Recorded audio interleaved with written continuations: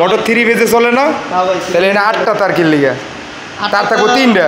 8টা তার কথা হচ্ছে আমাদের মোটর 3 ফেজ হচ্ছে 3 ফেজ। হ্যাঁ, লাইন 1 লাইন 2 লাইন 3। হ্যাঁ, এখন এখানে 8টা তার এই কারণে 2টা হচ্ছে আর্থিং এর জন্য ইউজ করা হয়েছে। আচ্ছা গেল।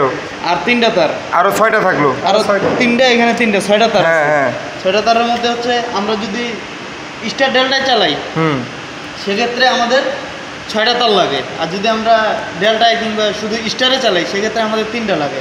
আচ্ছা, স্টার ডেল্টা চালালে 6টা তার লাগে, কারণ হচ্ছে আমরা ফিডারে স্টার ডেল্টা কানেকশন করে রাখি বা পাওয়ার সার্কিট করে রাখি। সেই ক্ষেত্রে এইখান থেকে 3টে নিয়ে ওই ফিডারে মানে প্যানেল সাইডে আমরা 3টে শর্ট করা থাকে। তো ক্ষণিকের জন্য মোটরটা স্টারে চললেও একটা সময় যায় কিন্তু ডেল্টাই চলে, মোটরটা ডেল্টাই চলে। মূলত প্রথমে স্টার পরে ডেল্টা, মূলত হ্যাঁ রান করার পরে আবার মোটরটা ডেল্টাই থাকে।